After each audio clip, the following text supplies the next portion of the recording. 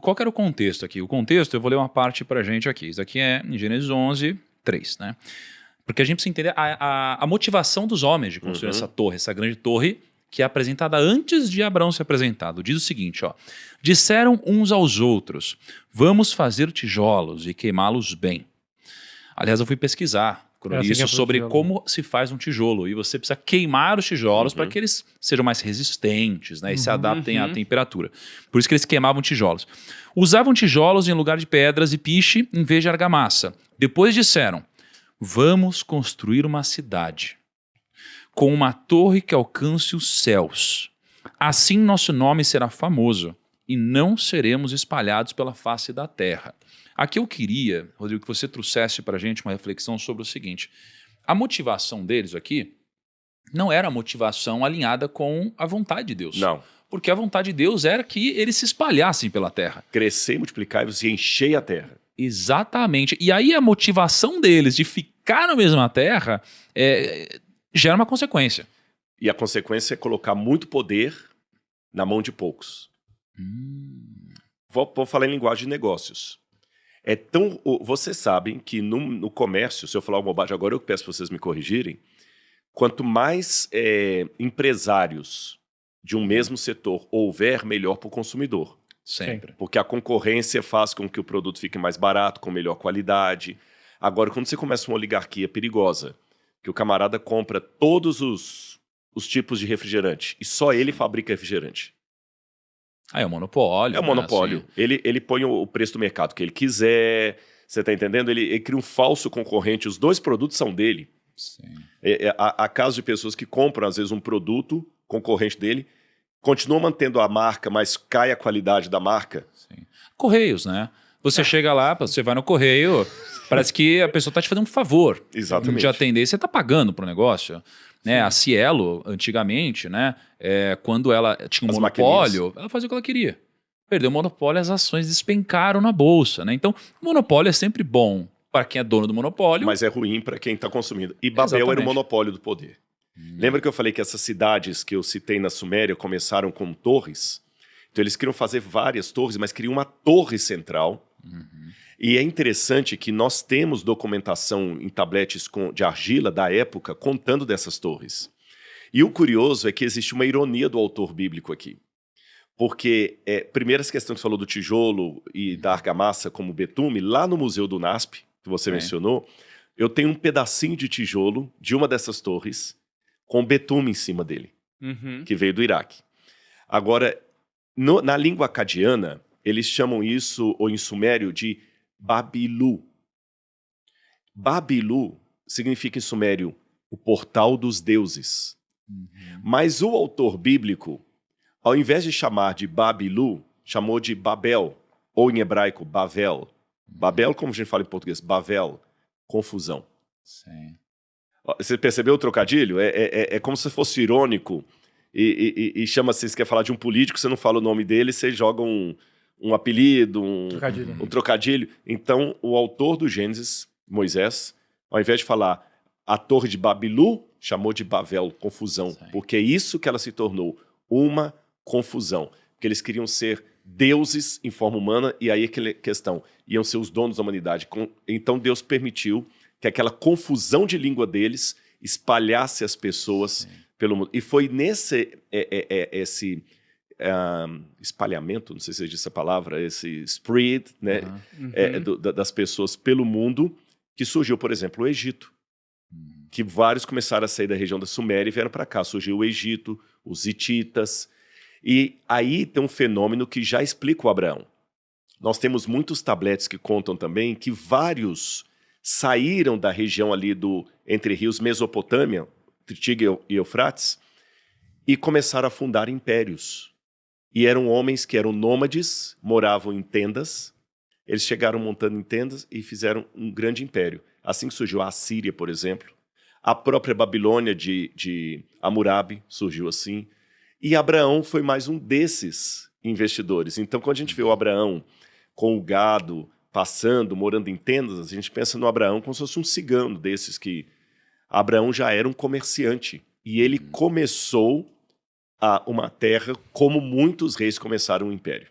Cara, olha só. Não, aqui, Rodrigo, assim, tem um grandiosíssimo aprendizado sobre negócios, sobre gestão e possivelmente até sobre casamento, não é? Porque, olha que interessante, qual que é a motivação de quem busca esse monopólio que a gente falou? A motivação geralmente é essa daqui, ó. Assim nosso nome será famoso e não seremos separados pela face da terra. Então, primeiro de tudo, nosso nome será famoso, é essa glória individual, é o reconhecimento individual, não é? Não compartilhado. E a segunda motivação, geralmente, a gente quer construir uma torre que alcance os céus. Ou seja, a gente quer fazer o papel de Deus, a gente quer ocupar o lugar de Deus, né? E você está falando de Babel, né?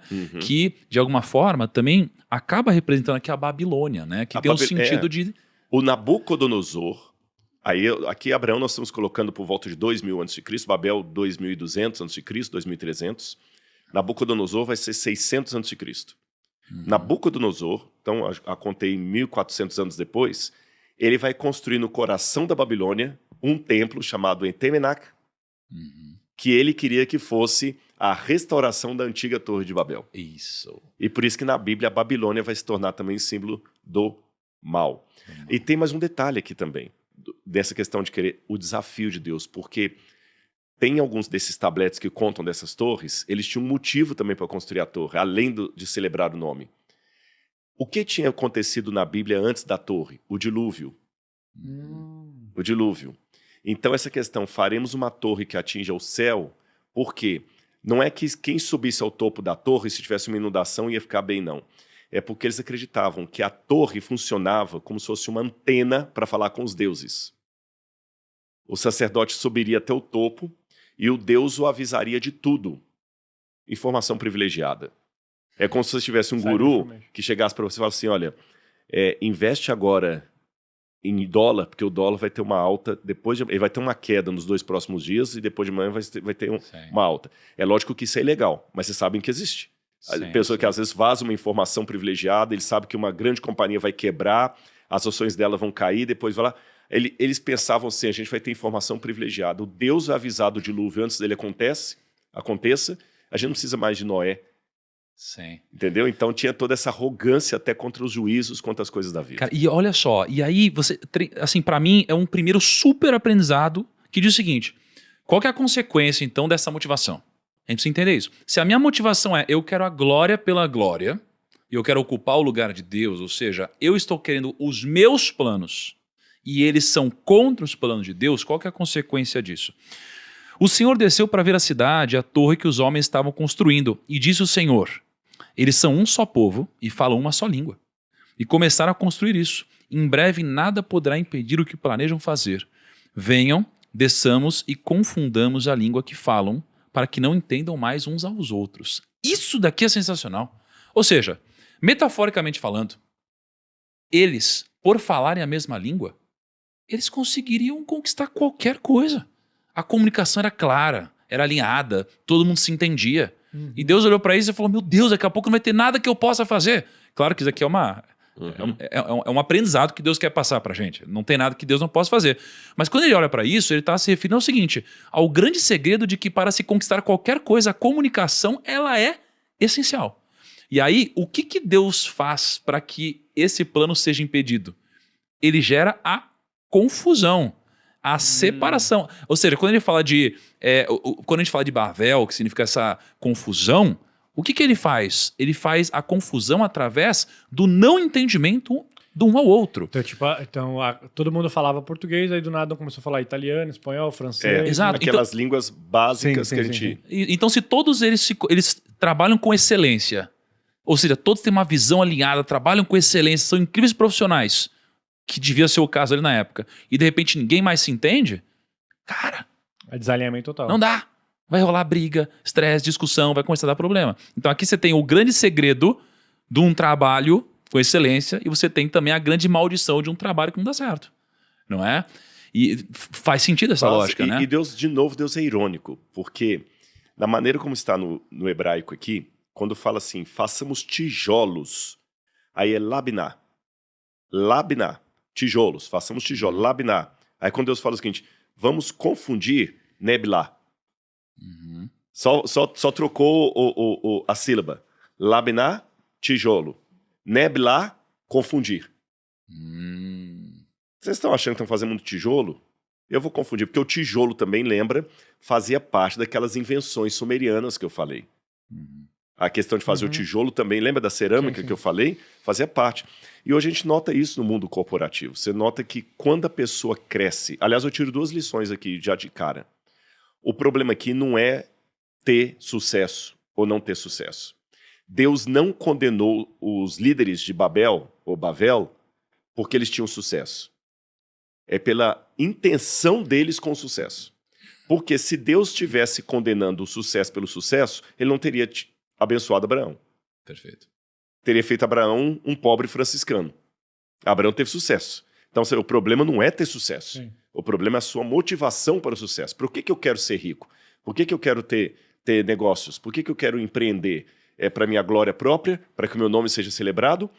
Ou para que outras pessoas possam ser abençoadas? Que Deus falou com Abraão, em ti serão benditos todos os povos da terra.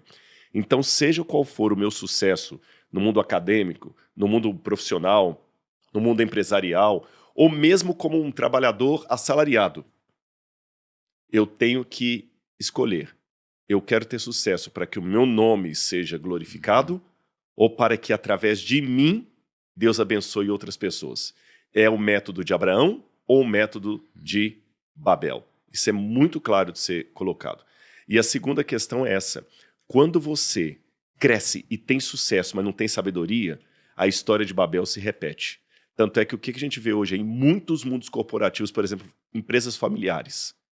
Chega um tempo que o grande que fundou a corporação tem que tirar todos os filhos do poder, porque a hora que entra começa a dar confusão, é um filho brigando com o outro, aquela coisa.